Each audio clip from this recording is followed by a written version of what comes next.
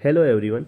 आज हम पढ़ने वाले हैं क्लास 9th का प्रश्नावली 1.3।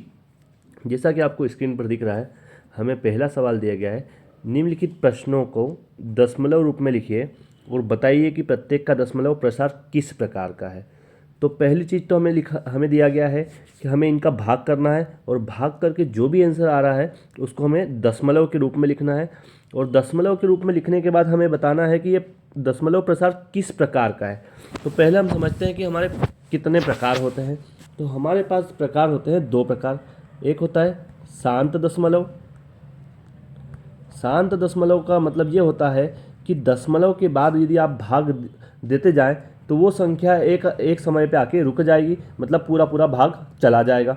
जैसे मैं एक एग्जांपल लेता हूँ, मुझे 2 से भाग देना है 3 में। अब 2 से हम भाग देंगे 3 में तो हमारा 2 से 3 में भाग कुछ इस प्रकार जाएगा। एक बार आपने दिया 2 को, यहाँ पे 1 बचा, दशमलव आप लगाएंगे और यहाँ पे हमने भाग दिया 0 तो ये आपका 5 आ गया। यहाँ पे शेषफल हमारा क्या हो गया? 0 हो गया। तो इसका मतलब ये यहाँ है कि आपका शेषफल यदि 0 हो जाता है तो ऐसे दशमलव को हम बोलते हैं शांत दशमलव। अब दूसरा हमारे पास आता है अनवसानी आवृत्ति। अनवसानी आवृत्ति का मतलब होता है, ये इसका पूरा अपोजिट होता है कि कभी भी आपका जो शेषफल हो वो कभी भी 0 नहीं हो। आप जितनी बार भी भाग देते जाओ तो हमारी संख्याएं जब तक रिपीट हो जाए, ऐसी चीज़ों को हम बोलते हैं अनवसानी आवृत्ति। कभी भी आपका शेषफल 0 नहीं आता, ऐसे भागफलों का आंसर हम लिखते हैं अनवसानी आवृत्ति। तो अब हम क्वेश्चन की तरफ चलते हैं, 1 बाय 1 हम क्वेश्चन लेंगे। तो जैसा कि आप स्क्रीन पर देख पा रहे हैं, हमें पहला क्वेश्चन दिया गया है 36/100। हमें 36 में भाग देना है 100 का। तो आप इसे रफ में कर सकते हैं। हम 100 से भाग देंगे पहले 36 में।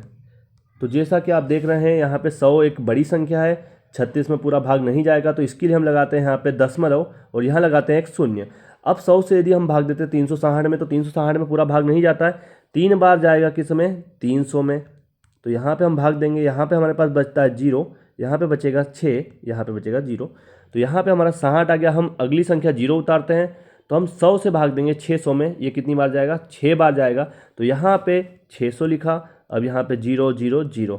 तो जैसा कि आप देख रहे हैं यहाँ पे हमारे पास शेषफल क्या आ चुका है? 0 आ चुका है। मतलब यहाँ पे हम आंसर लिख देते हैं, ये आंसर आया है हमारा 0.36। और ये जो दशमलव है ये कौन सा दशमलव है?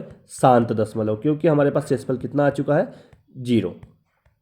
तो ये था हमारा पहला सवाल। आगे हम सेकंड क्वेश्चन की ओर बढ़ते हैं। सेकंड क्वेश्चन में हमको दिया गया है 1/11। यहाँ पे हम सवाल लिख लेते हैं। हमारे पास है 1/11। अब हमें 11 से भाग देना है 1 में। हम इसे रफ में करने वाले हैं। तो यहाँ से हम 11 से भाग देंगे 1 में। तो जैसा कि आप जानते हैं यहाँ पे 11 बड़ी संख्या है, 1 में भाग नहीं जाता, तो इसके लिए हम लगाएंगे 0 दशमलव और यहाँ पे लगाएंगे हम 0। अब फिर हम देखते हैं यहाँ पे हमारे पास 11 है और यहाँ पे अभी भी क्या है? 10 है। अभी भी 11 बड़ी संख्या है 10 से, तो भाग नहीं जाता, तो यहाँ पे भी हम एक 0 बढ़ाएंगे, यहाँ पे भी एक 0 बढ़ाएंगे। अब हम भाग देंगे तो यहाँ पे हम 9 बार भाग देंगे 99। फिर हम इसमें से घटाएंगे तो वापस आप देखेंगे 1 मिला। आप जब वापस भाग देंगे तो वापस आपके पास यहाँ पे 0 बनेगा, फिर भाग नहीं जाएगा, यहाँ आप 0 लगाएंगे, फिर आप यहाँ पे 0 लगाएंगे और भाग देंगे। तो आप देख रहे हैं कि बार बार वही की वही संख्या क्या हो रही है? रिपीट हो रही है। यदि हम भाग दे तो ये 99, फिर 1 आएगा। आप ऐसा कितनी बार भी भाग देंगे आपके पास शेषफल 1 बचता ही जाएगा। तो ऐसे दशमलव प्रसार को ही हम बोल रहे हैं अनवसानी आवृत्ति। तो इसका जो आंसर आएगा, ऐसी जब भी संख्या आए तो जहाँ से भी आपका रिपीट होना स्टार्ट होता है, डबल से चीज़ें आना स्टार्ट होती है, तो उसके ऊपर लगा दिया जाता है बार। बार का मतलब होता है कि यह संख्या बार बार अब आने वाली है, इसी क्रम में आगे बढ़ती जाएगी कि पहले 0 आएगा, फिर 9 आएगा, फिर 0 आएगा, फिर 9 आएगा।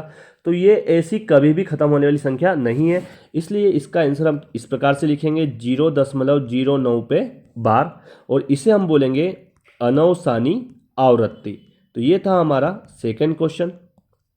देन हम थर्ड क्वेश्चन की तरफ चलते हैं। आई होप आपको अभी तक समझ में आ रहा होगा। तीसरा क्वेश्चन ले रहे हैं हम।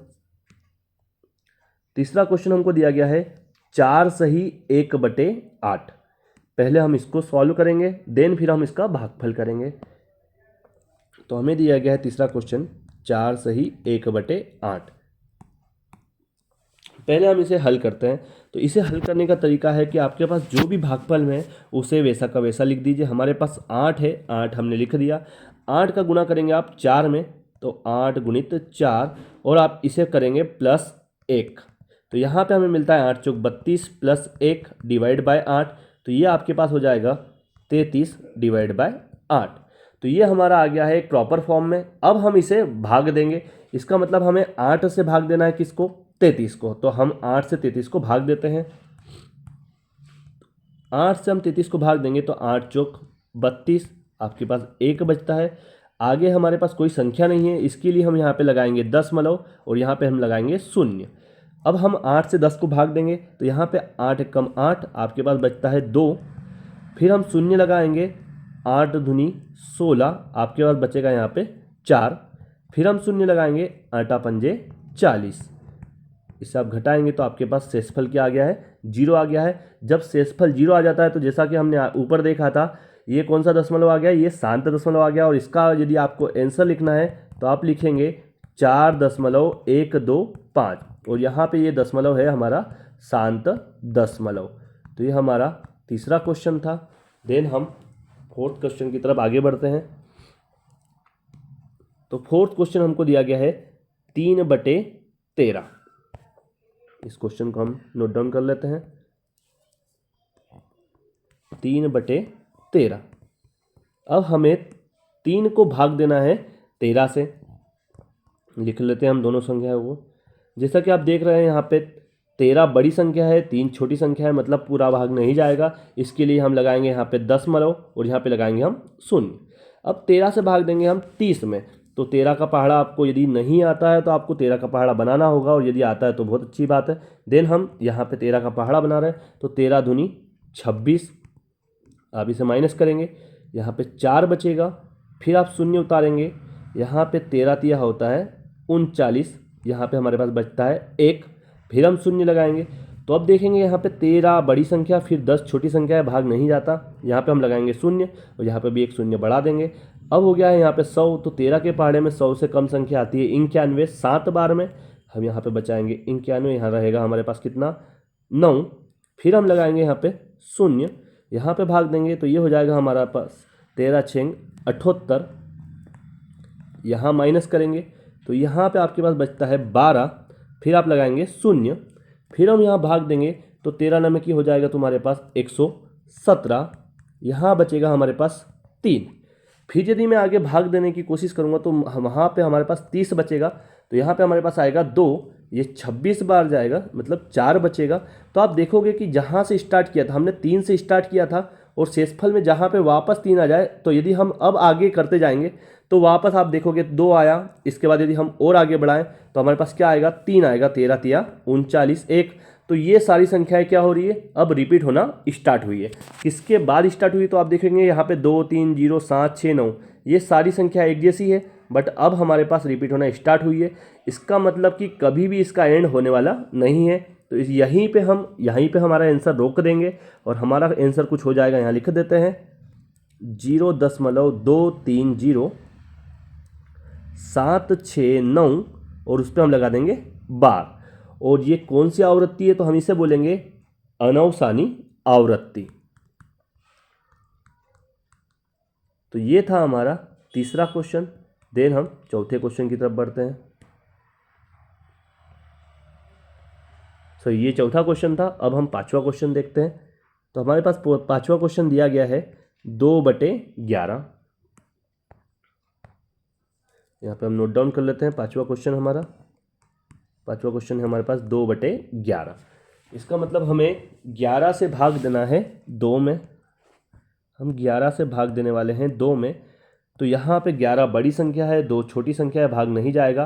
तो आपको लगाना है यहाँ पे 0.0, यहाँ पे लगाएंगे आप 0। 11 से हम भाग देंगे 20 में, तो 11 1 कम 11, आपके पास बचता है यहाँ पे 9। फिर हम लगाएंगे 0। 11 से भाग देंगे 90 में, पूरा भाग नहीं जाता है। 11 के पहाड़े में 90 से कम संख्या आती है 88, 8 बार में यहाँ पे आप लिखेंगे।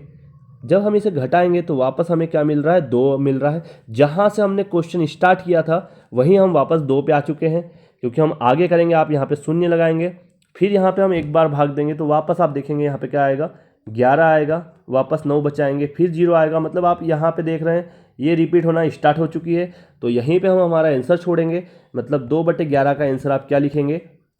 0.18 पे बार, क्योंकि ये बार बार रिपीट हो रहा है। और इसी आवृत्ति को हम बोलेंगे अनवसानी आवृत्ति। तो ये था हमारा 5वां क्वेश्चन। देन हम अगले क्वेश्चन की तरफ चलते हैं, जब तक कि आप स्क्रीनशॉट ले सकते हैं इसका। 6ठा क्वेश्चन हमको दिया गया है 329 को हमको भाग देना है 400 से। क्वेश्चन हम नोट डाउन कर लेते हैं। 329 को भाग देंगे 400 से। तो हम 400 से यहाँ भाग देने वाले हैं। 400 का पहाड़ा मतलब आपको 4 का पहाड़ा याद रखना है। तो देखिए यहाँ पे 400 बड़ी संख्या है, 329 छोटी संख्या है, मतलब भाग नहीं जाएगा। तो यहाँ पे हम लगाते हैं 0., यहाँ पे आप लगाएंगे 0। तो यहाँ पे हम 4 का पहाड़ा देखेंगे तो 4 के पहाड़े में 32 8 बार में आता है। मतलब 400 के पहाड़े में 8 बार में क्या आ जाएगा? 3200 आ जाएगा। तो यहाँ पे हम लिख देते हैं 8। यहाँ पे हमारे पास हो जाएगा 3200। आप इसे माइनस करेंगे, यहाँ पे ये 0, यहाँ पे 9 0 0। फिर हम यहाँ पे उतारेंगे 0। तो 4 के पहाड़े में 9 तो नहीं आता, 8 आता है 2 बार में। तो 400 के पहाड़े में 2 बार में क्या हो जाएगा? 800 हो जाएगा। तो यहाँ पे हम लिख देते हैं 2, यहाँ पे 800 हो जाएगा। आप माइनस करेंगे 0 0 1। फिर हम 0 उतारते हैं। अब 4 के पहाड़े में 10 तो नहीं आता है, 10 से कम संख्या वापस 800 आती है। 400 के पहाड़े में 800 आएगी 2 बार में। यहाँ पे हम लिख देते हैं 800। फिर आप माइनस करेंगे 0 0, 10 से 8 माइनस करेंगे 2, और फिर आप उतारेंगे 0। तो 4 के पहाड़े में 20 आता है 5 बार में। तो 400 के पहाड़े में 2000 कितनी बार में आ जाएगा? 5 बार में। और यहाँ पे हमने लिख दिया 2000। आप माइनस करेंगे तो 0 0 0 0। इसका मतलब शेषफल हमारा क्या आ चुका है? 0 आ चुका है। मतलब हमारा पूरा भाग जा चुका है। तो यहाँ पे हम आंसर लिख देंगे 0.8225। और ये कौन सा दशमलव है? तो ये हमारे पास आया है शांत दशमलव। तो ये थे हमारे फर्स्ट क्वेश्चन के सारे क्वेश्चन हमने यहाँ पे देख लिए। आई होप आपको समझ में आए होंगे। और इसमें कुछ भी डाउट आता है तो आप कमेंट में लिख सकते हैं। देन अगले क्वेश्चंस के लिए अगला वीडियो आने वाला है। तब तक के लिए थैंक यू।